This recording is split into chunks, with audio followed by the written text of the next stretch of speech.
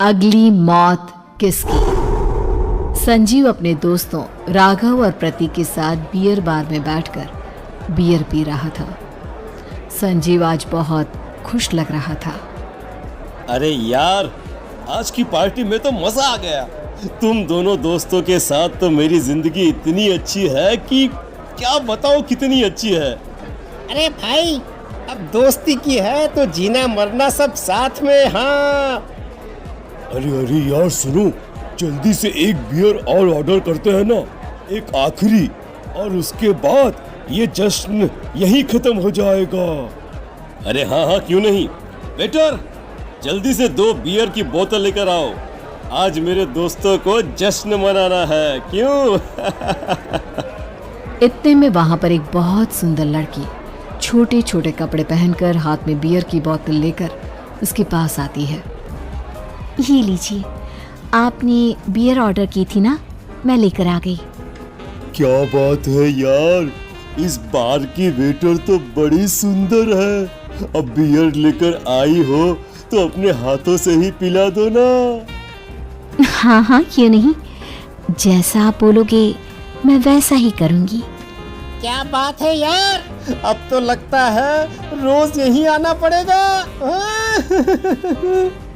उसके बाद वो लड़की उन तीनों को बियर सर्व कर देती है। पार्टी करने के बाद वो तीनों अपने अपने घर जाते हैं।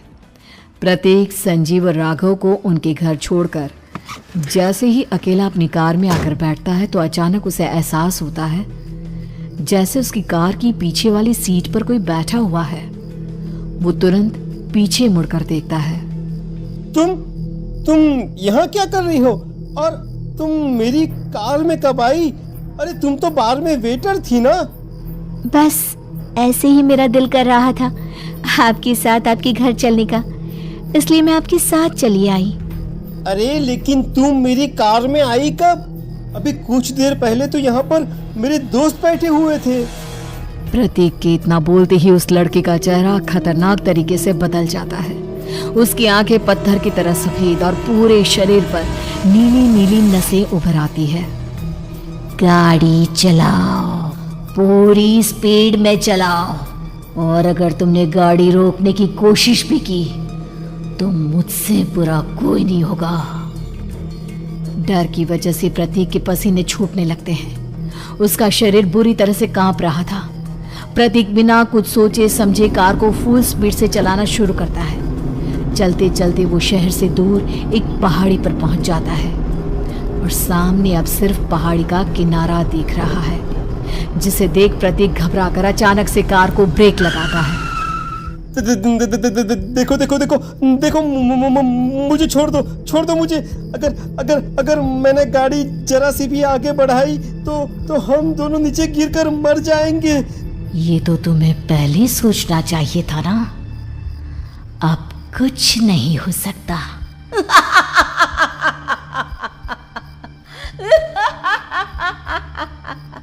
छोड़ दो मुझे।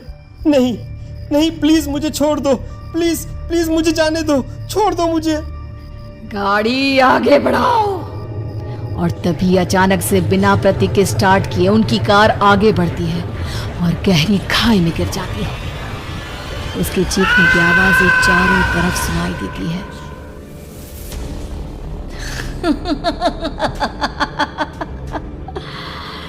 तुझे मारकर मेरे कलेजे में जल रही आग को थोड़ी शांति तो मिल गई, लेकिन अभी ये कहानी खत्म नहीं हुई।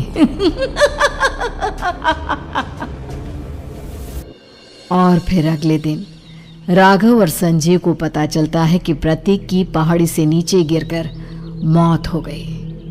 अरे कल रात की तो बात है यार, हम सब बैठकर पार्टी कर रहे थे, लेकिन मेरी एक बात समझ में नहीं आ रही। राघव शहर से इतना बाहर उस पहाड़ी पर इतनी रात को क्या करने गया था? अरे यार, वही सोचकर तो मैं भी परेशान हूँ। हम दोनों को छोड़ने के बाद तो वो सीधा अपने घर जाने वाला था, और वो आत्महत्या क्यों करेगा भाई? कल रात तक वो कितना खुश था, हमारे साथ सेलिब्रेट कर रहा था। हाँ, लेकिन पुलिस ने तो यही कहा है कि प्रतीक ने अपनी कार को जानबूझकर पहाड़ी से नीचे गिरा दिया और आत्महत्या कर ली। अरे यार संजीव, मेरी तो कुछ भी समझ में नहीं आ रहा है। चल ठीक है, अब मैं अपने घर जाता हूँ। Okay bye. राघव अपने घर में अकेला था। दोपहर का वक्त था। तभी दरवाजे की घंटी बजी। कौन है? अरे 1 मिनट रुको, अभी आता हूँ। राघव ने जैसे ही दरवाजा खोला उसने देखा कि सामने एक बहुत खूबसूरत लड़की खड़ी हुई है। कौन है आप और यहाँ किससे मिलने आई है? देखिए ना, बाहर बारिश शुरू हो गई थी, मेरी गाड़ी खराब हो गई है। आपका घर नजर आया तो सोचा कुछ हेल्प ले लेती हूँ। क्यों नहीं, आइए ना, आइए आइए। मेरे कपड़े पूरे भीग चुके हैं, क्या आपके पास टॉवल मिलेगा प्लीज? राघव अपने बाथरूम से एक टॉवल लाकर उस लड़की को देता है। थैंक यू सो मच, अब मैं चलती हूँ। अरे इतनी क्या जल्दी है? आप चाहे तो बारिश रुकने तक यहाँ पर रुक सकती हैं। हाँ। लड़की ने पलटकर राघव की तरफ देखा। नहीं, मुझे जाना होगा, मेरा काम बाकी है। और वो वहां से चली गई।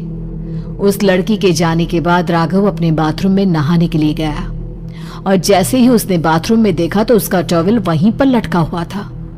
उसने टॉवल हाथ में लिया तो देखा कि उसका पूरा टॉवल खून के धब्बों से सना हुआ है। अरे अरे ये क्या? ये टॉवल तो मैंने उस लड़की को दे दिया था। ये वापस मेरे बाथरूम में कैसे आ गया? और इस पर ये खून के धब्बे कहां से आ गए? राघव ने आईने में देखा तो उसकी गर्दन पर एक बड़ा सा चाकू का कट लगा हुआ था जिससे खून बह रहा था, जिसे देख राघव के होश उड़ गए। हाँ, अरे ये क्या? मेरी गर्दन इतनी ज्यादा कटी हुई है और मुझे दर्द भी नहीं हो रहा है। ये क्या हो रहा है मेरे साथ? राघव घबराकर बाथरूम से बाहर आया और अपना मोबाइल उठाकर उसने संजीव को फोन लगाया।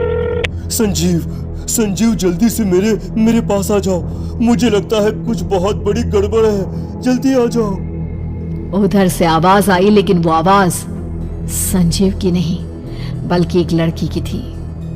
कुछ अजीब नहीं हुआ है, बस तुम्हारी मौत तुमसे मिलने आई थी और तुम्हें मारकर चली गई। अब तुम इस दुनिया का हिस्सा नहीं हो राघव, इसलिए तुम्हें अपनी गर्दन के कटने का दर्द भी महसूस नहीं हो रहा। नहीं, ऐसा नहीं हो सकता, ऐसा नहीं हो सकता। कौन हो तुम? तुम्हारी मौत। अब संजीव के पास खबर पहुंचती है कि राघव ने अपने ही घर में चाकू से गर्दन काटकर आत्महत्या कर ली। ये सुनने के बाद संजीव के होश उड़ गए। वो पसीने से तरबतर हो गया और एक अनजाना डर अब उसके दिल को सताने लगा। संजीव के साथ ही उसका एक छोटा भाई राजीव भी रहा करता था। अपने भाई को इस तरह परेशान देखकर राजीव उसके पास आया। अरे भैया, क्या हुआ भैया? आप इतने घबराए हुए क्यों लग रहे हैं? प्रतीक और राघव की मौत, मेरा मतलब मेरी कुछ समझ में नहीं आ रहा भाई। अचानक से मेरे दोनों दोस्तों ने आत्महत्या क्यों कर ली? अरे वो तो मेरी भी समझ में नहीं आ रहा है भैया। हाँ, हो सकता है कि कोई परेशानी होगी और इसीलिए उन्होंने ऐसा किया होगा। हाँ, लेकिन दोनों की जिंदगी में एक साथ परेशानी और दोनों का इतनी खतरनाक तरीके से आत्महत्या करना, कहीं ऐसा तो नहीं मैं भी मर जाऊंगा? अरे आप ऐसी बातें क्यों कर रहे हैं भैया? वैसे ही मैं इतना परेशान हूँ। जब से अंजलि ने मेरा साथ छोड़ा है तब से सब कुछ बहुत अजीब सा हो गया है। रोज रात को डरावने सपने आते हैं। ऐसा लगता है जैसे अंजलि बार बार मेरे सपनों में आकर मुझे डराने की कोशिश करती है। अंजलि का नाम सुनते ही संजीव की आंखें फट गई और उसके गले में आवाज अटक गई। उसके चेहरे पर घबराहट साफ नजर आ रही थी। कौन थी वो लड़की जिसने प्रतीक और राघव को आत्महत्या की आड़ में मौत के घाट उतार दिया?